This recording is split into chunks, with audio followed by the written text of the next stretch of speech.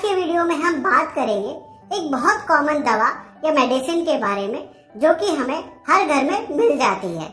इसका नाम है पैरासीटामोल। दोस्तों, पैरासीटामोल हमारे देश में एक ओटीसी ड्रग है, मतलब ओवर द काउंटर ड्रग। मतलब इसको खरीदने के लिए हमें डॉक्टर के पर्चे की जरूरत नहीं पड़ती है और इसी के कारण हम पैरासीटामोल का इस्तेमाल बिना सोचे समझे करने लगते हैं और इसकी वजह से हमें साइड इफेक्ट्स होने लगते हैं। दोस्तों, इसलिए आज के वीडियो में मैं आपको विस्तार से बताऊंगा कि इस पैरासीटामोल का इस्तेमाल आप कौन कौन सी बीमारी में कर सकते हैं, बड़ों में और बच्चों में इसकी क्या डोज होती है, इसे आपको प्रॉपर ढंग से कैसे लेना होता है, क्या आप इसे ब्रेस्ट फीडिंग मदर्स और प्रेग्नेंट फीमेल्स और बच्चों में दे सकते हैं या नहीं दे सकते, और इसके साइड इफेक्ट्स क्या होते हैं। तो दोस्तों, चलिए शुरू करते हैं आज का वीडियो। दोस्तों, पैरासीटामोल एक सॉल्ट है जो कि बहुत फेमस ब्रांड नेम्स के नाम से बाजार में आता है, जैसे कि Dolo, Calpol, Crocin, Pacimol. Paracetamol tablet form में भी अवेलेबल होता है। उसके अलावा बच्चों के लिए सिरप फॉर्म में अवेलेबल होता है और इंजेक्शन फॉर्म में भी अवेलेबल होता है। दोस्तों, पैरासीटामोल का केमिकल नेम होता है एसिटामिनोफेन। अब जानते हैं कि यह पैरासीटामोल काम कैसे करता है। दोस्तों, जब हमारे शरीर में फीवर या पेन होता है तो यह हमारी बॉडी में कुछ केमिकल्स के निकलने के कारण होता है। उसमें एक मेन केमिकल है जिसका नाम है प्रोस्टाग्लैंडिन। पैरासीटामोल इस केमिकल को बनने से रोक देता है, जिसकी मदद से हमें फीवर में आराम आने लगता है।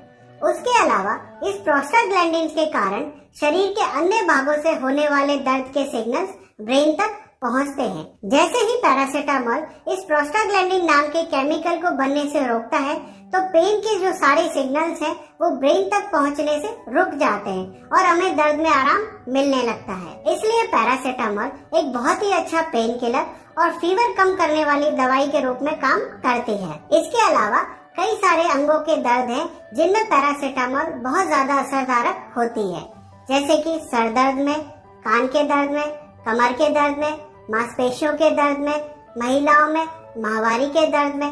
इन सभी तरह के दर्दों में पैरासीटामोल बहुत अच्छा रोल अदा करती है। दोस्तों, अब मैं आपको बहुत ही आसान तरीके से समझाऊंगा कि इस पैरासीटामोल की बड़ों में और बच्चों में सेफ डोज क्या होती है।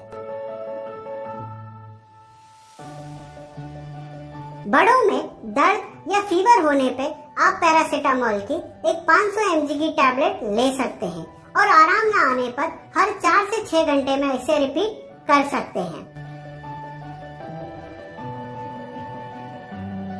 दोस्तों, बच्चों में फीवर या दर्द होने पर पैरासीटामोल को 15 मिलीग्राम पर केजी के हिसाब से दिया जा सकता है और आराम न आने पर 4 से 6 घंटे में इसे रिपीट किया जाता है। दोस्तों, हालांकि मैंने आपको यहाँ पैरासीटामोल की सेफ डोज बता दी है, परंतु आपको ध्यान यह रखना है कि आपको यह पैरासीटामोल भी बिना डॉक्टरी सलाह के नहीं लेनी है, स्पेशली बच्चों में, क्योंकि बच्चों में उनके वजन और जरूरत के हिसाब से पैरासीटामोल की डोज ऊपर नीचे हो सकती है और इस पैरासीटामोल की ज्यादा डोजिंग के कारण गंभीर परिणाम हो सकते हैं, जो कि मैं आपको आगे बताऊंगा। पैरासीटामोल लेने के बाद यह दवाई आधे घंटे में काम करना शुरू कर देती है। दोस्तों, अब बात करते हैं इस पैरासीटामोल को लेने का सही तरीका क्या होता है।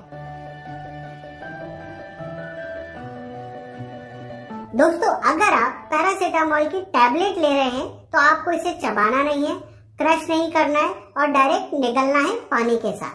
परंतु अगर आप पूरी टैबलेट को एक साथ नहीं ले पा रहे तो इस टैबलेट को आप आधी आधी तोड़ लें और दोनों हिस्सों को एक एक करके पानी के साथ ले लें। बच्चों को पैरासीटामोल सिरप देने से पहले आप उसे शेक कर लें और बच्चों के वजन के हिसाब से बताई गई डोज ध्यान से दें। दोस्तों, अब मैं आपको बताऊंगा पैरासीटामोल लेने से पहले आपको किन किन बातों का ध्यान रखना चाहिए ताकि आपको इस दवाई का कोई साइड इफेक्ट ना हो।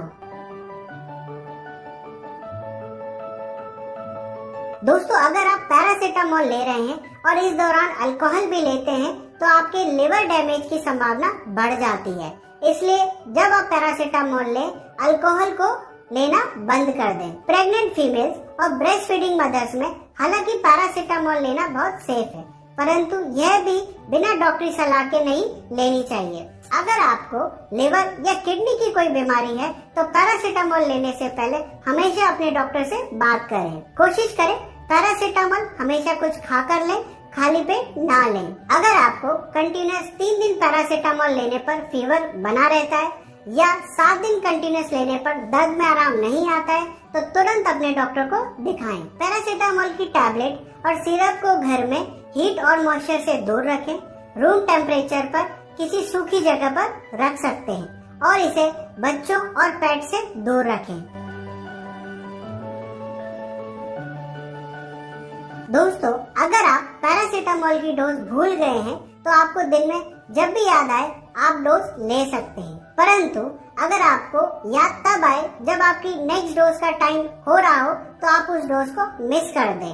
आपको किसी भी प्रकार से डबल डोजिंग नहीं करनी है।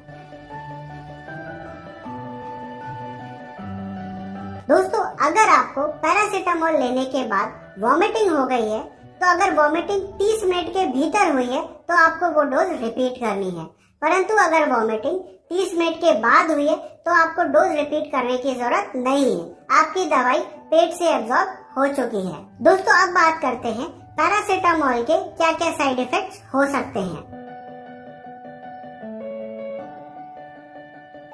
पैरासीटामोल लेने पर आपको स्किन एलर्जी हो सकती है, स्किन पर चकत्ते पड़ सकते हैं, सांस में तकलीफ आ सकती है, चेहरे और शरीर में सूजन आ सकती है, परंतु ये बहुत ही रेयर साइड इफेक्ट्स होते हैं। पेट में दर्द होना, एसिडिटी होना, पेट में जलन होना, भूख का कम होना भी इसके साइड इफेक्ट्स हो सकते हैं। यह कभी कभी पेशाब के कलर को पीला भी कर देती है। इसके अलावा बहुत रेयर कंडीशंस में पीलिया या क्ले कलर्ड स्टूल भी हो सकता है। दोस्तों, उम्मीद है यह जानकारी आपके लिए लाभप्रद होगी।